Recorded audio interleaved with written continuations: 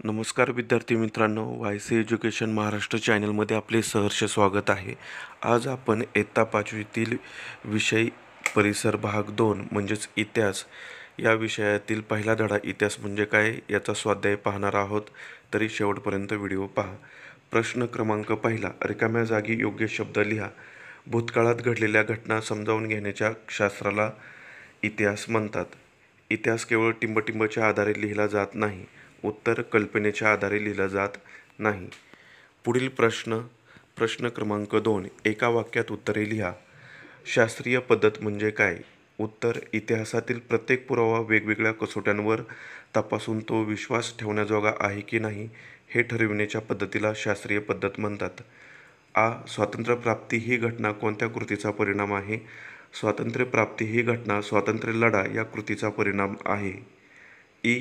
इतिहासाच्या अभ्यासामुळे कोणती गोष्ट शक्य होते? इतिहासाच्या अभ्यासामुळे मानवी समाजाच्या प्रगतीसाठी इष्ट काय आणि अनिष्ट काय यांचा अभ्यास करणे शक्य होते।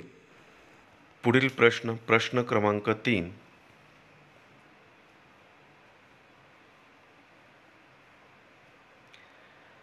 पुढील प्रश्नांची थोडक्यात उत्तरे लिहा। अ. इतिहास हे शास्त्र आहे असे का म्हटले जाते? भूतकाळातील घटना पुन्हा जशाच्या तशा घडवून आणणे हा प्रयोग करणे शक्य नसते, त्यामुळे इतिहास मांडण्याची पद्धत इतर शास्त्रांपेक्षा वेगळी आहे। असे असले तरी त्यातील पुरावा शोधण्यासाठी, तपासण्यासाठी आणि जुळवण्यासाठी शास्त्रीय पद्धतीचाच उपयोग केला जातो। त्यासाठी इतर शास्त्रांची मदत घेतली जाते, म्हणून इतिहास हे शास्त्र आहे असे म्हटले जाते। आ. गावाच्या विकासात अडथळे कसे निर्माण होतात?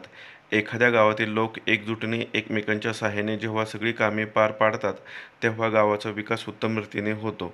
परंतु गावातील लोकांमध्ये काही कारणाने एकजूट झाली नाही, वादविवाद झाले, तंटे झाले तर गावाच्या विकासात अडथळे निर्माण होतात। पुढील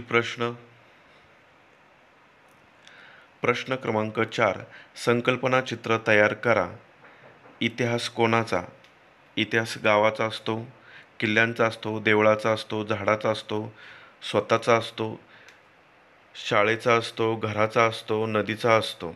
याप्रमाणे आणखी आपण एखादी वास्तू मोठी असेल वास्तूसुद्धा लिहू शकतो, मंदिर, मस्जिद।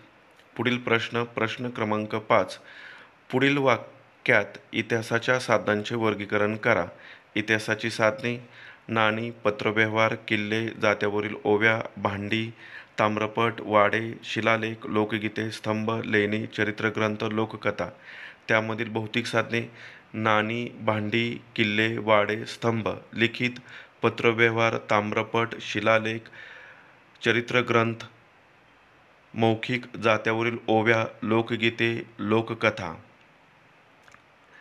इतिहास म्हणजे काय या धड्यावरील संपूर्ण स्वाध्याय आपण पाहिलेला आहे। 1 ते 5 प्रश्नांची उत्तरे व्यवस्थित दिलेली आहेत। धन्यवाद। जर तुम्हाला हा व्हिडिओ आवडला असेल तर प्लीज लाईक करा, शेअर करा आणि आपल्या चॅनल सबस्क्राईब करा।